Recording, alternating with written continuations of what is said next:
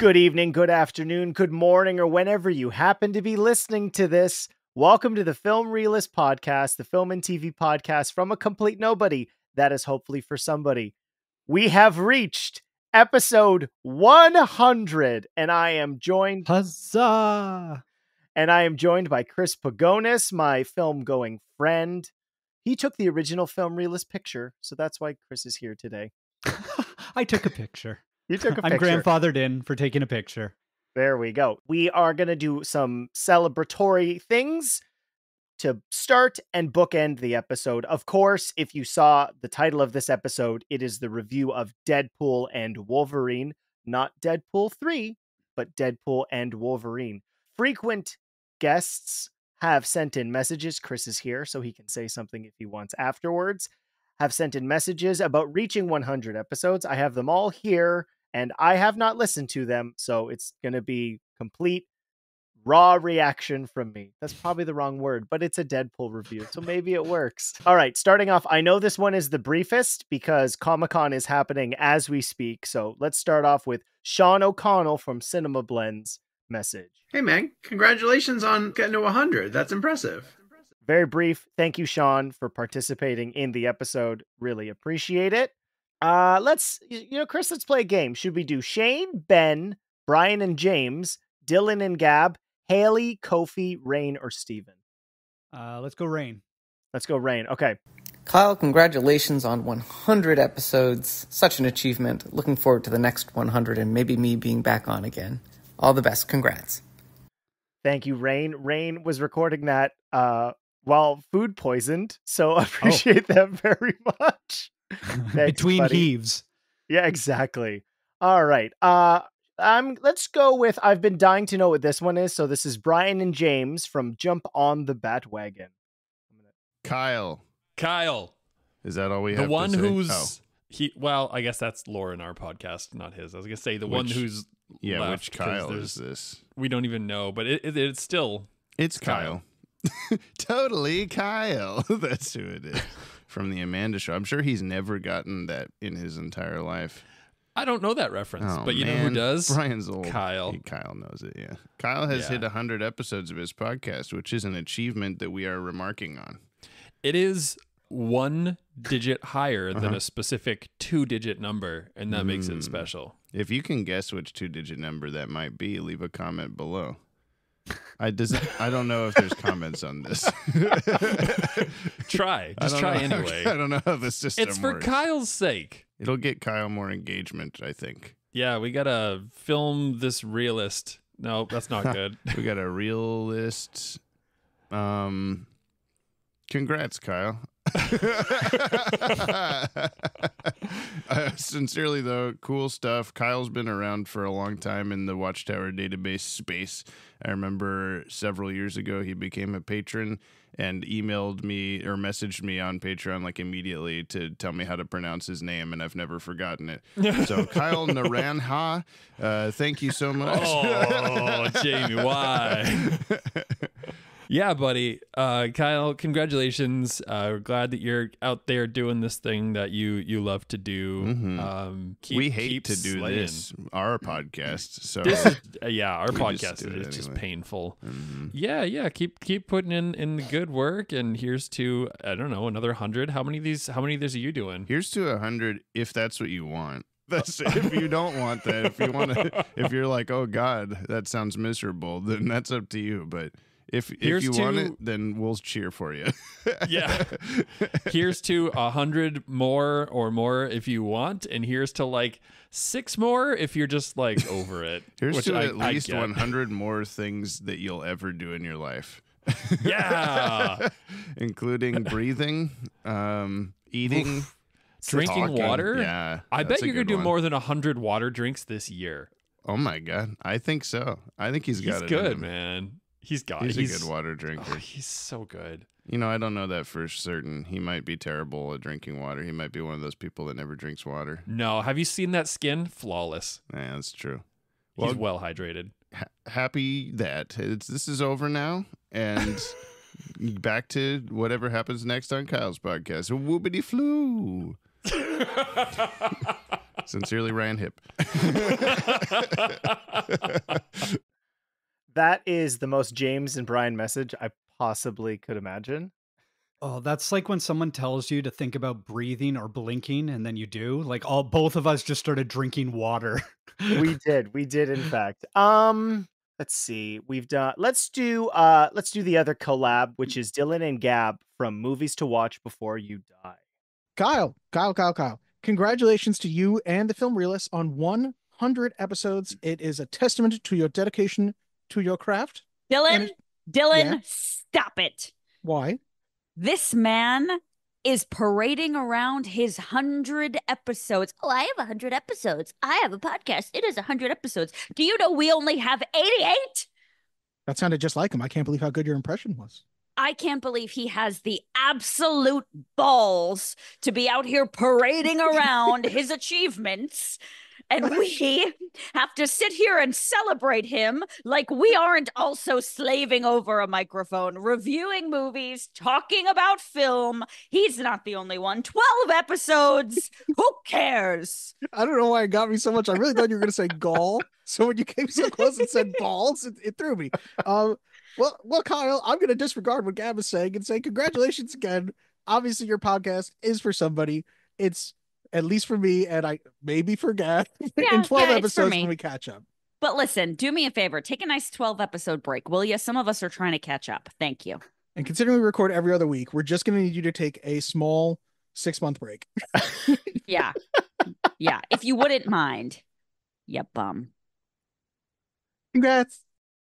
The funniest thing about this is Gab is like a CrossFit personal trainer and could easily just destroy me. So like anything she has to say negatively, I have no rebut. It's okay. Like that I would just nod. Just sit quietly and nod. Gotta watch your back now.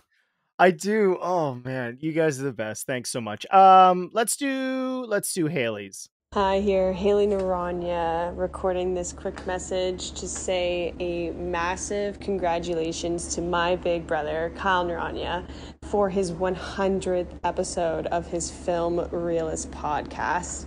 I'm so proud of everything that you've accomplished with this, all on your own, the guests that you've been able to host, your input and just such incredible knowledge of the movie and TV atmosphere and environment. It's been an honor being a special guest on a few of your podcast shows, and just wanted to say congratulations, keep it up, and I'm incredibly proud of you and happy to call you my big bro. So keep it going. Love you so much. I don't know what an achievement it is compared to Haley's illustrious hockey resume. One of us was in the Hall of Fame for hockey. It wasn't me. But love you too, Haley. But man, she knows how to pronounce that last name. I know she comes by it honestly, but she nailed it every time she said it. Oh man, I knew I was going to be emotional with these, but it's just like slowly piling up more and more. Let's do Kofi's. Kofi is also at San Diego Comic-Con right now. What's up? This is Kofi Outlaw, and I gotta take a minute to say congratulations to my guy Kyle and the Film Realists. I can't believe you've hit 100 episodes, buddy. Real talk, it is a pleasure whenever I know that I've been doing this long enough to see people who started out just as casual fans become more hardcore fans, become knowledgeable fans of their own, and eventually graduate into being their own well-formed, well-thought pundits. And that's exactly what I've gotten to watch happen with you. And I'm so impressed that you've started this podcast and that you've committed to it to the point that me and I'm sure a whole bunch of other people cooler than me are now sending in these congratulations. So enjoy it, keep grinding, and thank you for all the years of love, and I hope I'm giving you even some of it back. Kofi I wouldn't be doing this without the Screen Rant Underground. I've told them, Kofi, Ben, Rob, anybody else involved with that. So it's really cool to hear people whose opinions I really respect. And oh man, we have to do a movie review and we're not even done these yet. Not even close. Let's do Shane's. All right, Film Realist 100th episode. How should I congratulate Kyle? Well, I guess I could stick with what any DM does well. I could roll an ability check. All right, let's roll a check here. Natural one. Okay, well, let's give it a try. Gather round, good people, and lend me your ears. That's what they say, right? Ears? Anyway, we're here to celebrate the momentous occasion, a grand achievement, the 100th, did I say that right? 100th episode? Yes, that's it, of this podcast thingy. 100 episodes of talking and whatnot, that's impressive? That's the word, right? Impressive? Surely it is. So let's raise a glass or a tankard or a flagon, whatever you fancy, really, to the podcast. May it continue to podcast for many more moons to come. Huzzah! And stuff. That's awesome. For context for our listeners, Shane is the DM when I play Dungeons and Dragons, which is, if you're somebody who loves just dramatic arts, Dungeons and Dragons is the best kind of improv because it's story based. It's the one time I've lost myself in character, which I don't say often or ever because I, up until relatively recently, was not in the performing arts. All right, I think we have 2 left. Let's do Stephen Colbert of Snyder Minute. Hey, Kyle, Stephen Colbert, congrats on 100 episodes of the Film Realist podcast. It's been super cool seeing you grow the show over the years, and I know how hard it can be to get anything off the ground and give it any sort of consistent dedication. So for you to get to 100 episodes is just awesome. It's been a lot of fun joining you several times to talk about DC movies and Zack Snyder movies and take little forays into discussing Power Rangers and other awesome stuff. I know you've gotten a little bit of a golden touch from my presence a few times for some of your biggest episodes, but I know you'll be passing those all on your own one of these days. But maybe I'll have to set a new record eventually. But for now, enjoy your 100 episodes, and can't wait to check back in for episode 200 before long. Everybody says that, and then I realize that's like 2 more years away. Let's go to Rob Keys, who's also at San Diego Comic-Con right now. Hey guys, this is Rob Keys from Screen Rant, and I came here to Moxie's Bar from the Borderlands world to celebrate 100 episodes of Film Realist. Look, my man Kyle, 100 episodes, man. I've always told you, you have the passion, you have the commitment, you have the dedication, you have the knowledge, and you're one of the best people I know. So never stop. You're giving me motivation to get back on our own podcast. So maybe I will soon. Congrats on 100, and I'll see you at home soon. That was really nice. Rob's one of the best, and I'm glad he got to be a part of this. And I hope to see you. Can't wait to hear all the stories from San Diego Comic-Con. Thank you, Rob. And the final message comes from another Screen Rant Underground alum, Ben Kendrick. Congratulations, Kyle, on 100 episodes. That's quite an achievement. I honestly, I have to say, I mean, I think you've put out more episodes, significantly more episodes than we even have doing Podcast X. So now all you have to do is, if you add Total Geek All plus the Screen Rant Underground plus Podcast X plus the Bachelor Podcast Except These Bros, you're getting there. You're getting there. But seriously though, man, congratulations on 100 episodes. I'll be back on sometime soon and looking forward to talking to you more. Having, I should do this, 11 people who I've had consistently on the show want to contribute to this. It's very touching having Chris here to do this. Doing anything consistently is hard, and especially if you don't love it, but I'm really grateful to everyone who's wanted to participate, be involved at all with this show, to have done it consistently to the manner to which I have, specifically in 2024. If you're listening to this on the day of release, I hope you saw Deadpool and Wolverine, because we're going to talk about it very soon. But I've had a new episode every single week, and I know there are professionals that do this for a living. A bunch of the people who have discussed or had messages do this, but I wouldn't be doing it if I didn't love it. And to have everybody who wanted to contribute to this milestone, it means a lot. So thank you to everybody who's listened, who's shared any of the episodes, which we'll be talking about which ones are the most popular at the end of the show. I just wanted to say thank you. And the podcast isn't going anywhere, but round numbers are easier to celebrate. Who wants to celebrate 10? Who wants to do a celebration for 104? That's not exciting, but 100 is. So thank you everybody very much. I'm very touched. I'm very emotional, and now we're going to do a movie review. So But before that, I just want to give one more congratulations to you, to the man who I call the Hollywood Nostradamus. We're together 10 years ago when we met, and from that, I got to see this podcast evolve into what it was. I got to be a part of it, and it's been an absolute honor and a dream to be along this ride with you and to watch you grow on this and to see you go from an acquaintance to a friend to someone I consider a brother and watch you flourish. And I can only imagine how far this is going to go. And it's incredible. People say 200. Who knows where this is going to stop? In 2 years, you'll probably be at 1,000. So congratulations, bud. You deserve this. This is awesome. as with every film review on the podcast, for a few exceptions, there will be a non-spoiler section where we will be talking about generalities of our impressions of the film, and we will then have a spoiler section. Timecodes will be listed in the description, so no worries if you did not get a chance to see Deadpool and Wolverine on opening weekend. There's a section for you. And as I said, after spoilers, we're going to play a little game about the most popular episodes of the podcast. So without further ado, let's talk Deadpool and Wolverine. Who's next?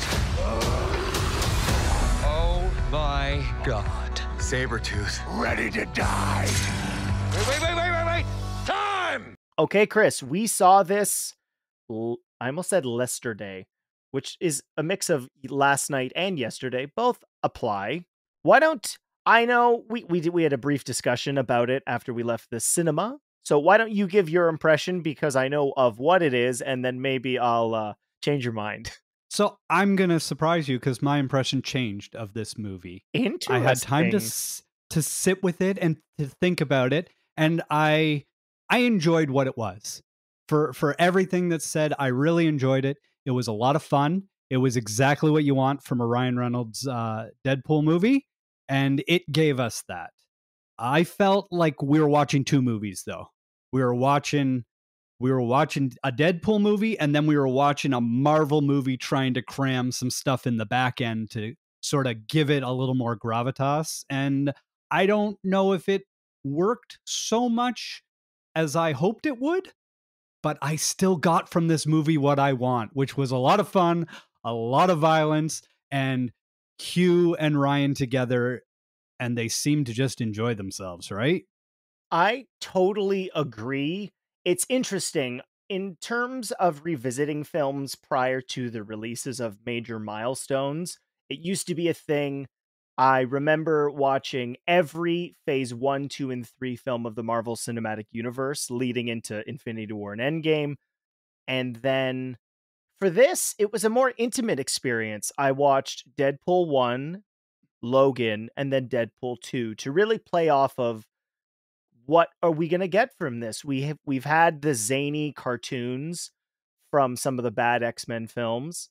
We've had the more, I would say, almost independently styled Deadpool 1, and then a Western with Logan. And then we had like the blockbuster comedy of Deadpool 2. And I was curious as to what this was going to be. I quite expected to enjoy it. I don't think that was an overestimation. But what I was most concerned with was, is this going to be a piece in building to, say, Secret Wars? Is this going to be just a building block to other things? And I'm really grateful it's not really. The best way to describe this without getting into spoilers is, this film is a love letter to a bygone era of blockbuster comic book movies, which is for the criticism I have seen about the plot being thin, you could argue that's kind of the case for all three Deadpools, but I would argue the simplicity of the plot allows for the emotional stakes to be the centerpiece, which outside of Deadpool 2, which of the 4 films in this kind of weird saga that we now have, is probably my least favorite in terms of emotional cores. The emotion sells when it needs to. This is, I would say it's a quality over quantity jokes. Not everything's going to hit, and we talked about what didn't, and you can explain which parts you didn't, because humor is maybe the most subjective art of all of the performing arts. And when the movie wanted to be emotional, it got to me. I'm a big suck, so anytime that works. But this only works when you have 2 actors that are fundamentally perfect for these roles. There's a reason, and I was discussing this with my wife yesterday, which is the Marvel Mount Rushmore is really hard to quantify because there have been so many. I would argue the 2 that you cannot argue are Robert Downey Jr. and Hugh Jackman. It might be time to throw Ryan Reynolds on there. His tenure's not as long, depending on if you want to include Origins or not. But there's a reason they brought back Hugh Jackman, and I'm so happy to report it's not just for the sake. They managed to do something else with him that plays off of Logan in a really fun and interesting way, but at the same time gave us an exploration of the character we hadn't had yet. And coming off of X-Men 97, I discussed with Rob, is this the worst or best time for this? And he argued the best, and I have to say I think he's right at this point, which is we get a wildly entertaining film that I honestly, so we're recording this on Friday, I might go see it tonight because my kids are at my in-laws and my wife is on nights, so maybe we'll see. But it's shocking to me the kind of impact, and this is a very long-winded response. Chris has used this, as he said, we've been friends for 10 years. Outside of it being 20, or not 24, it's double that, Kyle, 48 hours, planes, trains, and automobiles. This event really did feel like the shot in the arm the MCU needed, which is really important. It's the reason Marvel, specifically, I mean, writer strikes have affected everything. It is the reason this is the only Marvel movie this year. And people know I complain and I bring it up. So here's a little bit of a report, and then Chris will respond, which is that of all the movies we've seen together this year, which averages out to probably like 2 a month, I think you would agree with me. This was the quietest movie we've seen this year. Yeah, I was actually surprised how not into it the audience was until like 3/4 of the way through the movie. You and I were like, it was like Cape Fear, like us laughing, like, and people were just like crickets. And I was like, really? What movie did you guys come to see opening day? Like, I thought they would be diehards hanging off every word, right? Yeah, it's funny to me because this felt the most insular in terms of humor, and we will explain a lot of that in spoilers. In terms of the humor, it's very funny. It's maybe the most broad, yet specific at the same time. I know fourth wall breaks. You thought there were too many. Having rewatched them, I'm not sure. I wish somebody could do like an Excel spreadsheet of how many times we turn to the camera or whatever, but in terms of this being, and I said this to you yesterday, the best comparison for something like this is probably Spider-Man No Way Home and then Doctor Strange, just in terms of multiverse elements. Leave the TV alone. They're in their own department. As much as I liked No Way Home, and it seems to be getting more criticism over time, is that my part that bothered me the most is that Toby and Andrew's characters don't develop outside of where we saw them last. And because they're quite literally taking the versions we know, they didn't really want to do anything interesting with them. And I know this is not a spoiler because it's been part of the press, but we can confirm what this movie does with what happens in Logan. It's quite interesting. And the way that they are able to have a Wolverine and not disparage, while also doing that at the same time, the legacy of that film, which is in my top 5 comic book films of all time, is that we get to explore with Wolverine and the legacy, quite frankly, of 20th Century Fox's history with comic books. Yeah, absolutely. I mean, I will say that you're saying that it did what it needed to do for the Marvel Universe is interesting to me. So my question to you is that fair to put that on this movie? Because this isn't a Marvel entity, right? Originally, this is a Ryan Reynolds love project that now has been asked to save complacency, boredom. Like, the last movies have not been ideal for Marvel, right? Let's call a spade a spade. They haven't lived up to Endgame and all that stuff, right? So we've got this now, and Feige's come out and said that, you know, this isn't a 9 or a 10, but this is an 8, and this holds up. But I don't feel like that's Deadpool's responsibility. That's Marvel's responsibility. And unfortunately, that's now on the shoulders of Ryan and, you know, Hugh as well, right? Someone who was retired, who got out of the game completely, who's now back into it. And I think it's too much to say this is supposed to save it. And I think that's where people are going to critique this movie harder, to be like, well, why isn't Marvel amazing again? It's because this movie shouldn't be required to do that. All the other ones together should. So I think that is an excellent point, that this movie shouldn't have to do that. And they clearly, and this is Kevin Feige, one of the greatest film producers in the history of the art form. That's not up for debate, but clearly was stretched too thin with the creation of Disney Plus and putting quantity over quality out in terms of projects. What I would say is, this movie, from us, for like, you're listening to the Film Realist podcast, from diehard cinephiles and people who are in the social media and know what film Twitter's saying, which is a horrible place typically to spend time with, which is that I don't think this movie's function was to save the MCU, but because of the success the film is creatively, it will do that by accident, which is it's hilarious to look at. And in terms of release dates, this made me laugh because it's not something I'd really thought about, which is Deadpool came out in 2016, Logan 2017, Deadpool 2 in 2018. Like, it was bang, bang, bang. Fox used to make movies. And it's been 6 years now. This never would, the writer's strike, quite frankly, might have saved this, because who knows if it was given them more time. And I'm glad they said this, which is, this is not a Deadpool 3. It is a companion piece to that trilogy of films I mentioned before.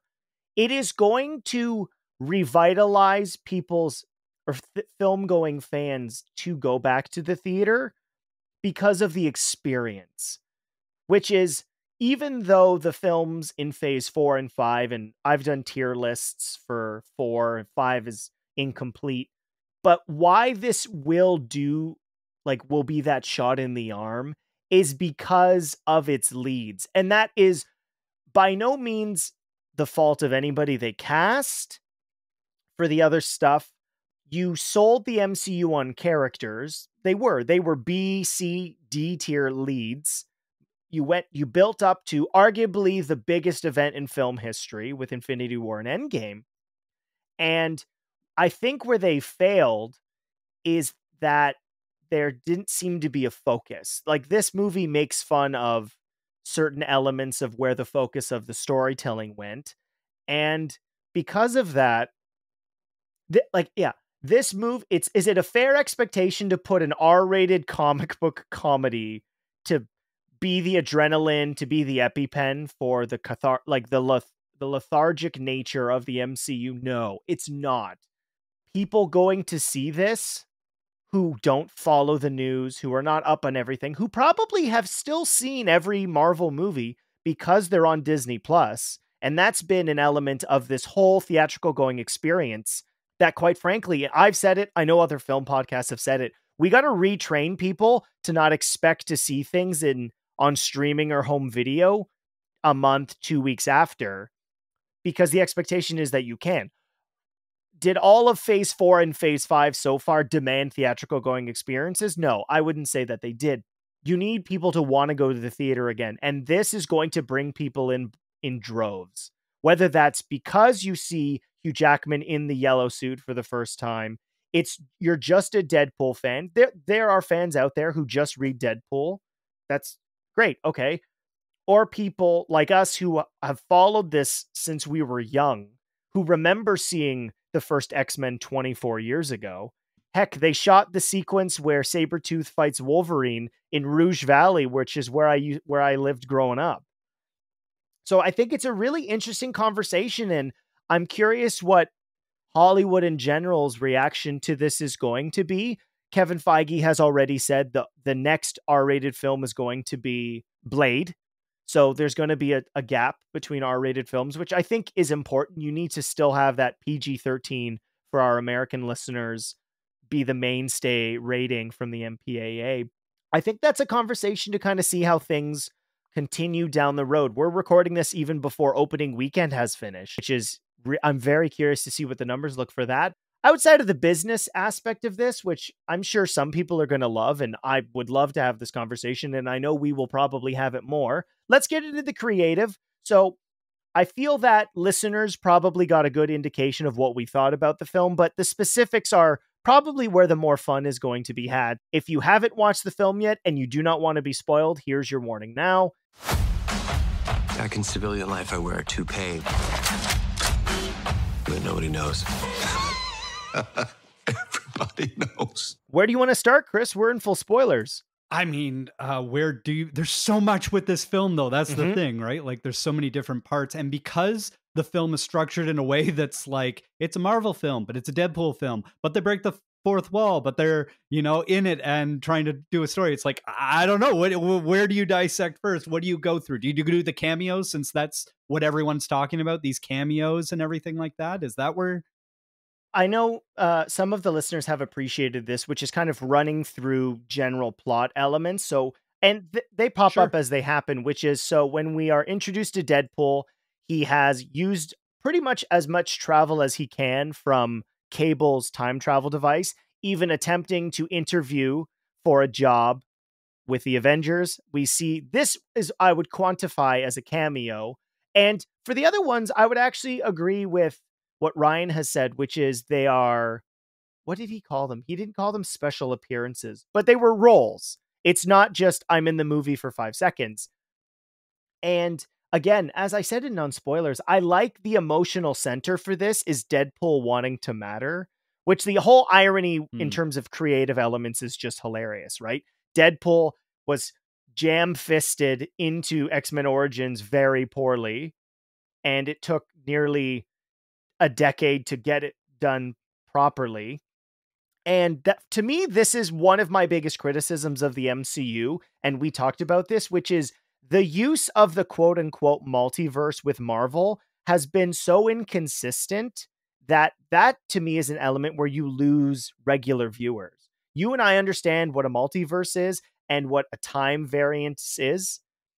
And this film's exploration of that is probably the most cohesive, which is the Logan we meet is from a parallel Earth where so this Logan never truly joined the X-Men. It is a version that had costumes as they were heroes and was out drinking at some bar. And as a result, all of the X-Men that he knew were killed. So he lives with this guilt. And the irony is it kind of does connect to No Way Home, where we see Andrew Garfield's character dealt with a lot of pent up rage after the passing of Gwen Stacy. And this Wolverine truly has been that animal.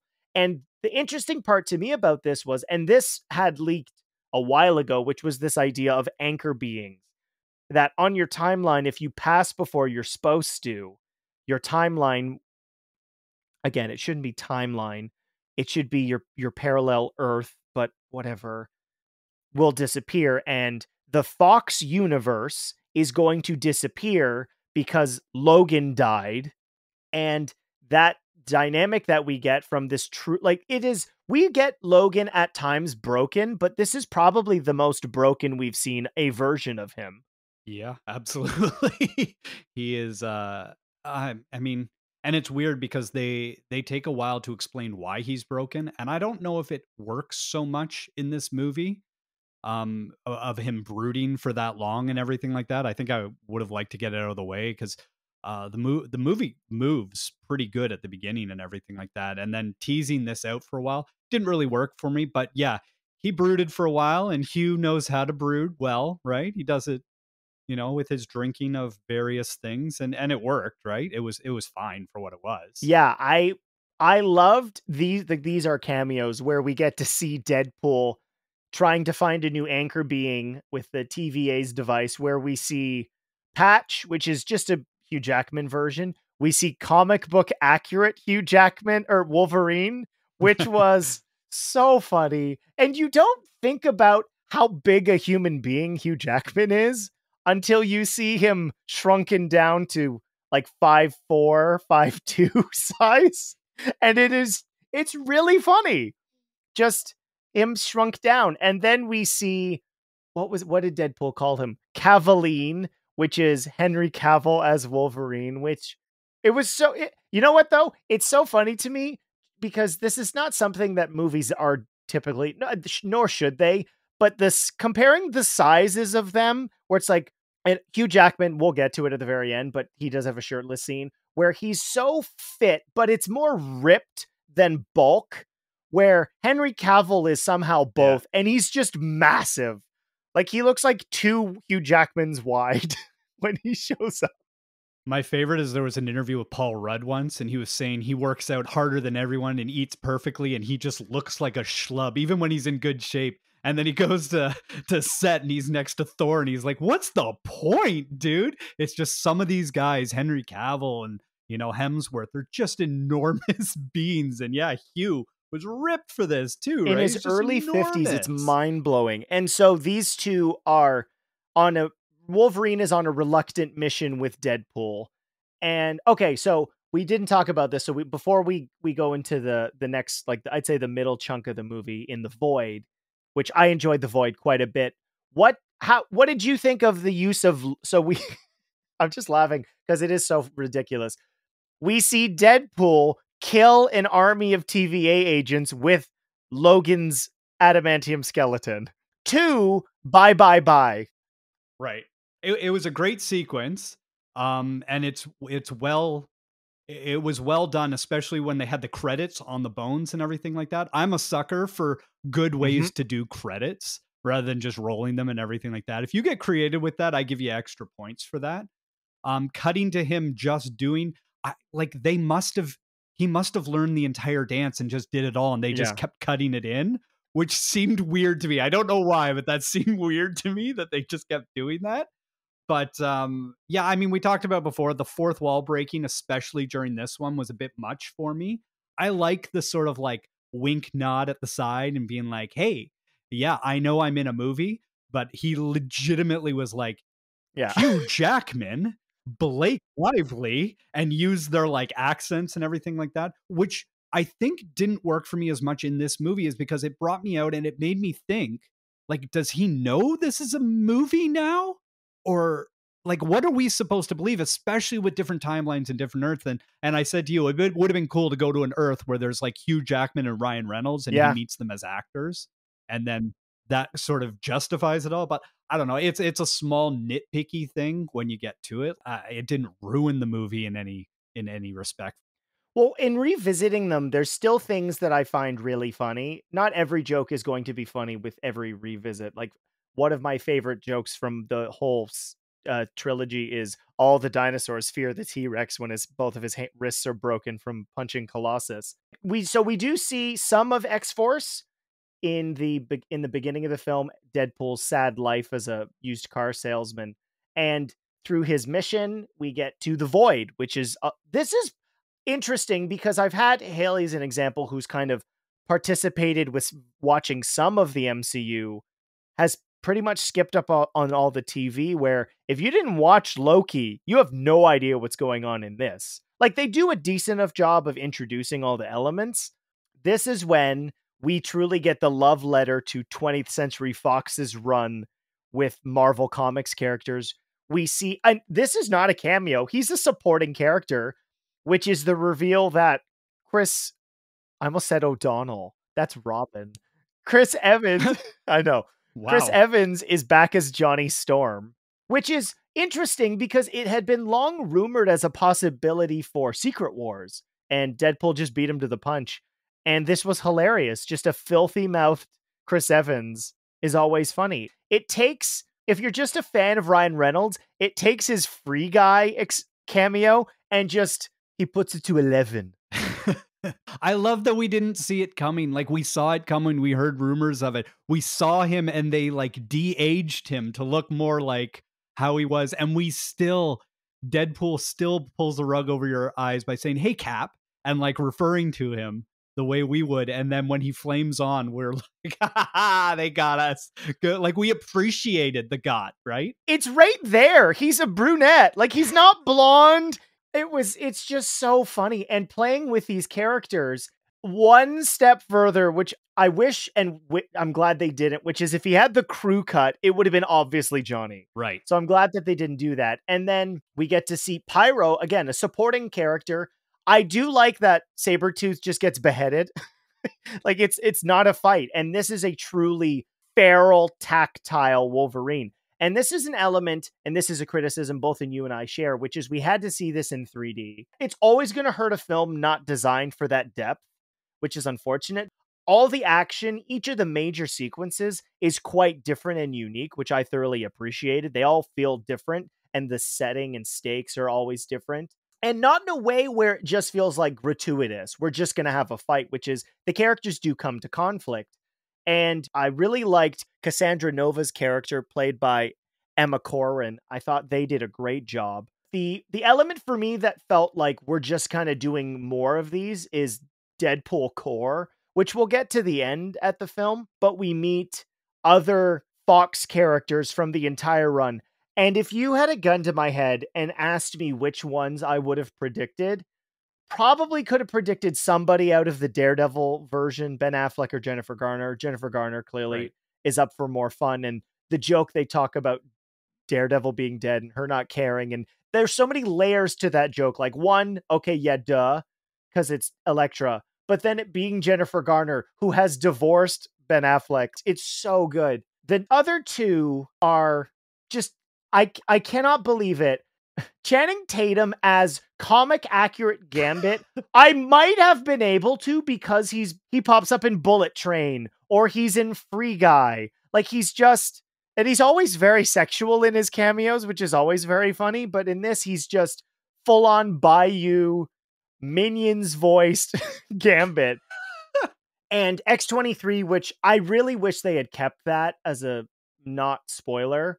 Or sorry, had kept it as a spoiler and not put it in the final trailer, because there was a lot of predictions that in the scene we see Hugh saying kid, people are like, oh, he's probably talking to X-23. And even though most people predicted it, it still would have been nice to not include.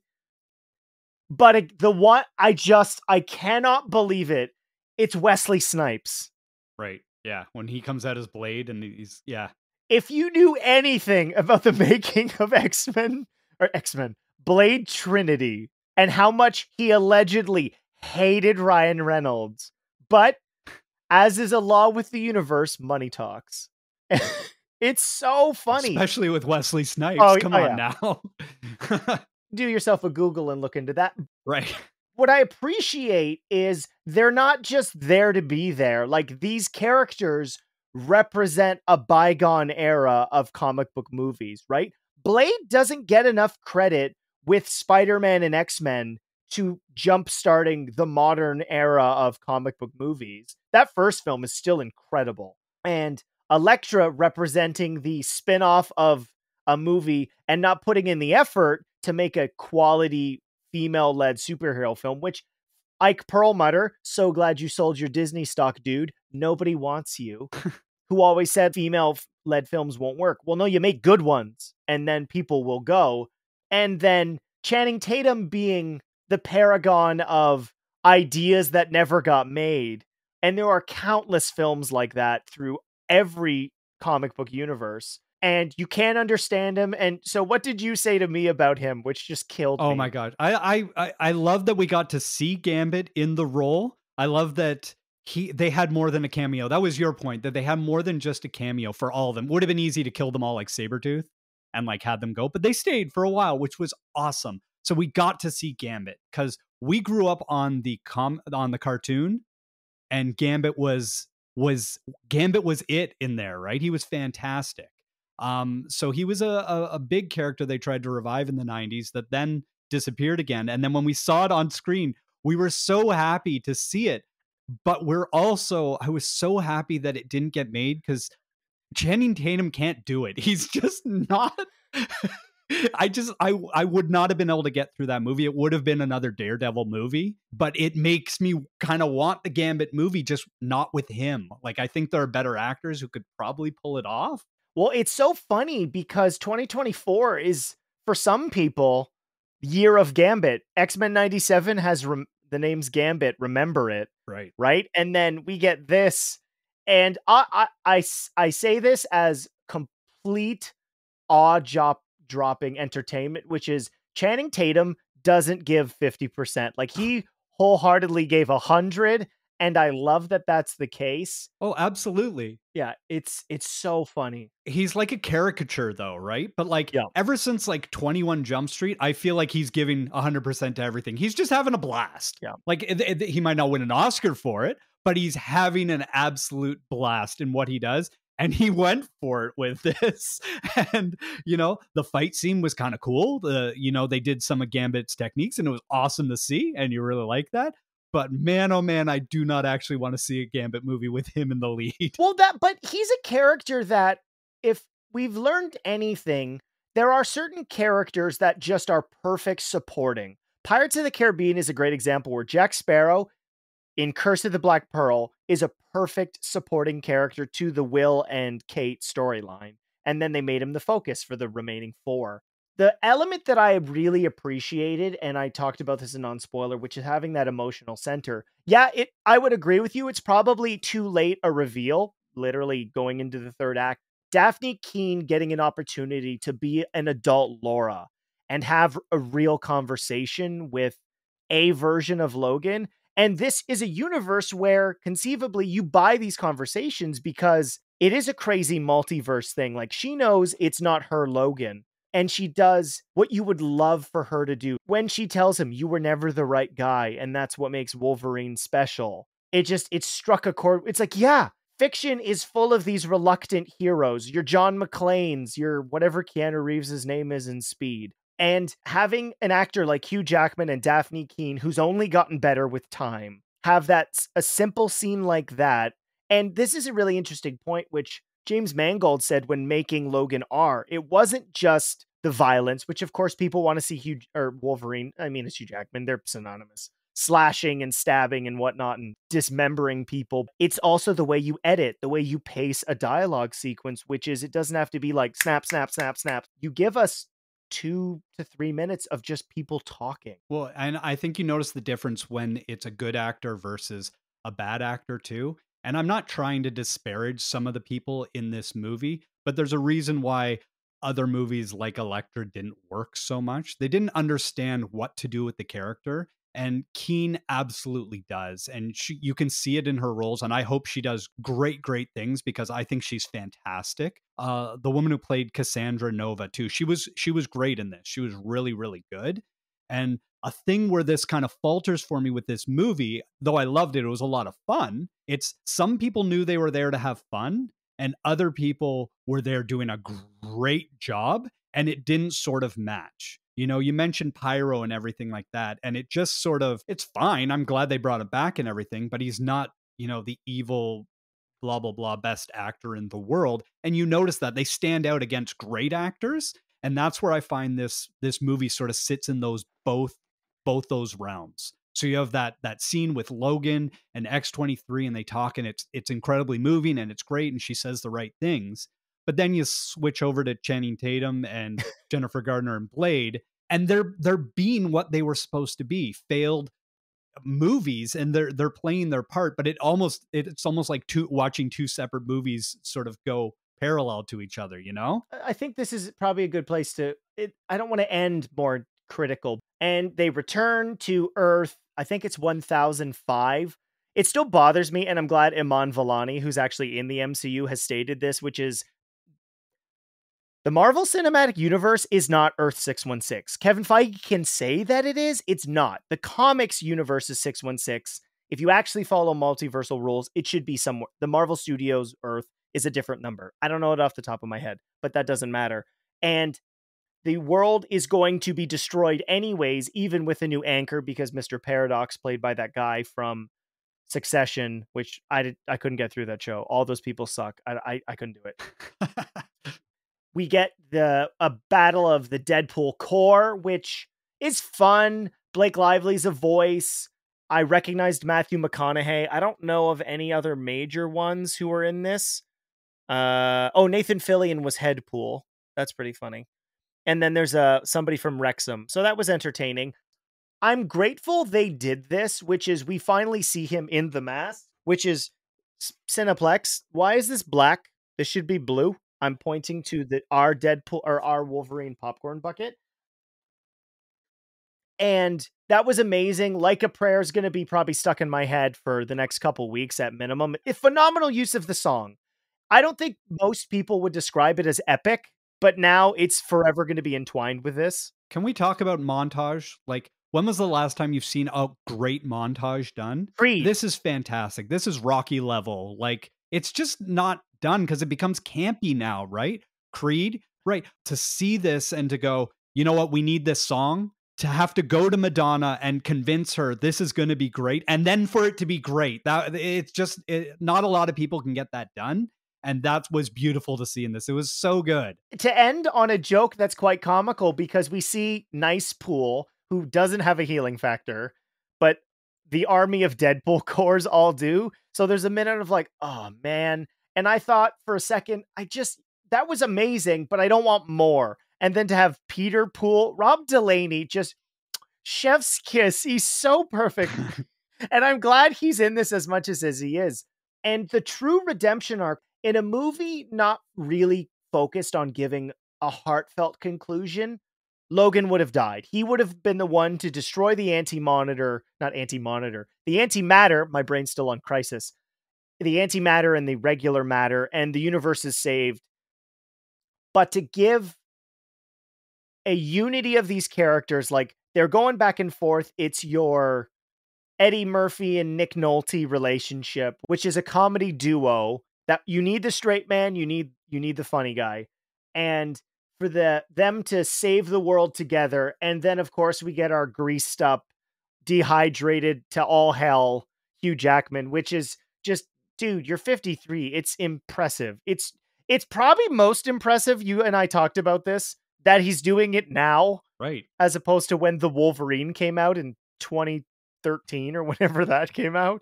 It's maddening to have this version of Logan to now have been an anchor. And it's something I really appreciated as somebody who, everybody makes mistakes.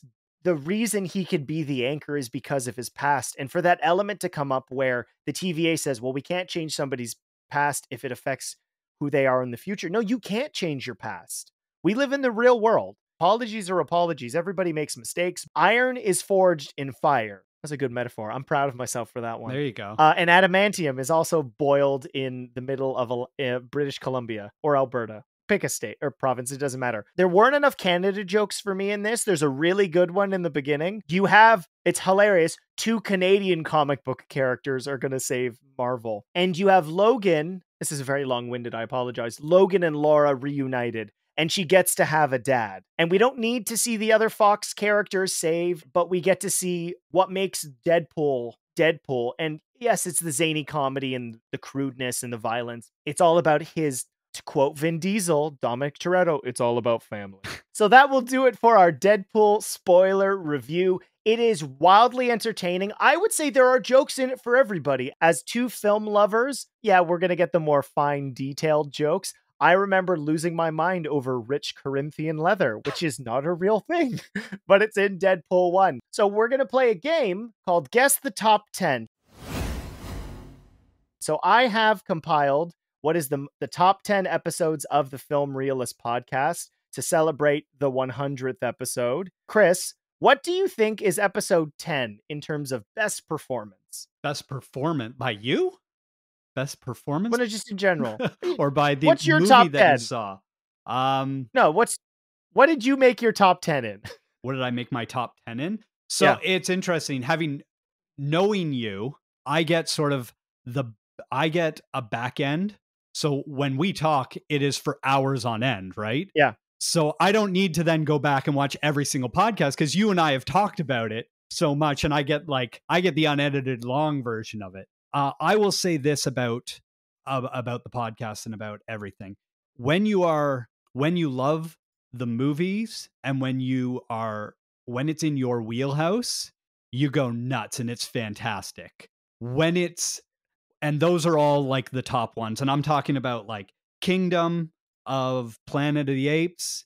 You know, you love that franchise. And when you go into that and you and your sister are talking about it, you can see the love for that, right? And then when you go into Doctor Who, when you go into the Batman, when you go into all those ones, those are all, on the tops for me because those are the ones that you have a vested interest in. You've grown up with them and you're happy to see them succeed, right? It's when they don't succeed and they don't work so much because you want them to succeed so much and you're so disappointed that they don't.